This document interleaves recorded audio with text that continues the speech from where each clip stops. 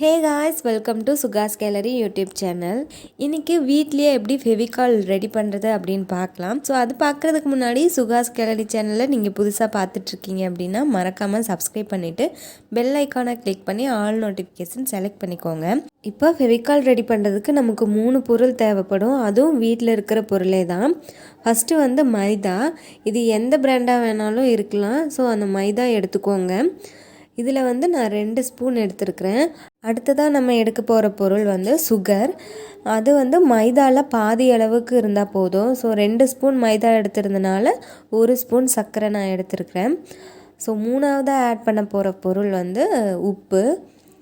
இது வந்து சர்க்கரையில் பாதி எடுத்துக்கணும். 1 ஸ்பூன் சர்க்கரை எடுத்துருந்தனால 1/2 ஸ்பூன் உப்பு மட்டும் நான் கலந்துக்கிறேன். இப்போ இதை நம்ம வாட்டர் மிக்ஸ் பண்ணிவிட்டு நல்லா கலந்து விட்டுக்கலாம். நீங்கள் தண்ணி ஊற்றிட்டீங்க அப்படின்னா அது கொஞ்சம் கெட்டியாகிற மாதிரி இருக்கும். அதனால் கொஞ்சம் கொஞ்சமாக தண்ணி ஊற்றி அதை நல்லா மிக்ஸ் பண்ணிகிட்டே இருங்க. ஸோ கை எடுக்காமல் மிக்ஸ் பண்ணிகிட்டே இருந்தீங்கன்னா அவ்வளோவா கெட்டி ஆகாது. அதாவது அங்கங்கே கெட்டியாக ஆகும் இல்லையா, அந்த மாதிரி ஆகாது. ஸோ அதை வேகமாக மிக்ஸ் பண்ணிகிட்டே இருங்க. ஸோ இப்போ இந்த கன்சிஸ்டன்சியில் இருக்கிற மாதிரி நல்லா மிக்ஸ் பண்ணி எடுத்துக்கலாம். இது வந்து இப்போ ஃபெவிகால் ரெடி ஆகிடுச்சு, இப்படியே கூட யூஸ் பண்ணலாம். ஆனால் இதை வந்து இன்னும் ஹீட் பண்ணோம் அப்படின்னா இன்னும் நல்லா பர்ஃபெக்டான க்ளூவாக நமக்கு கிடைக்கும். ஸோ அதனால வேறு பாத்திரத்தில் மாற்றிட்டு நான் அதை வந்து ஹீட் பண்ண போகிறேன். இது வந்து கண்ணாடி பாத்திரம் அப்படிங்கிறதுனால ஒரு சில்வர் பாத்திரத்துக்கு மாற்றிருக்கேன். அடுத்ததான் வேற ஒரு பாத்திரம் எடுத்துகிட்டு அதில் பாதி அளவுக்கு மட்டும் தண்ணி ஊற்றி ஸ்டவ்வில் ஹை ஃப்ளேமில் வச்சு நல்லா கொதிக்க வைங்க. ஸோ இப்போ இது நல்லா கொதித்து வந்ததுக்கப்புறமா இதை தனியாக எடுத்துகிட்டு இந்த ஹாட் வாட்டரில் தான் நம்ம ரெடி பண்ணி வச்சுருக்கிற அந்த மைதாவை ஹீட் பண்ண போகிறோம். நம்ம ஸ்ட்ரைட்டாக இதில் வச்சோம் அப்படின்னா அந்த மைதா மாவு ஃபுல்லாக கெட்டி ஆனாலும் ஆயிரும். ஸோ அதனால இந்த ஹாட் வாட்டரில் மட்டும் வச்சு நம்ம அதை மிக்ஸ் பண்ணிக்கலாம்.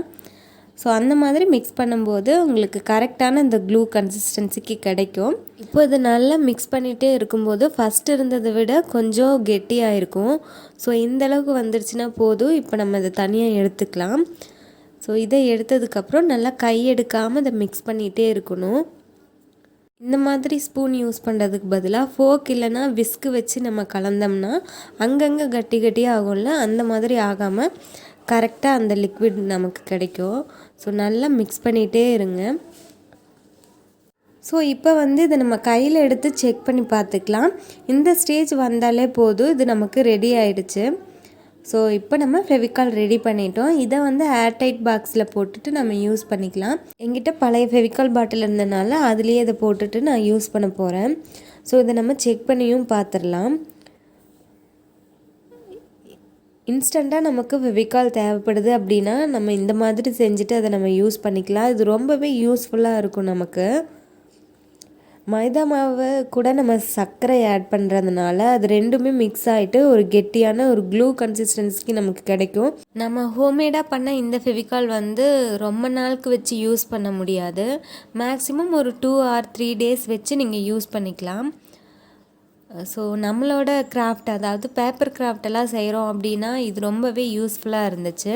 இப்போ வந்து நான் ஒரு ஃப்ளவர் செஞ்சுட்டு அதில் இந்த க்ளூ வந்து யூஸ் பண்ணி காட்டுறேன்.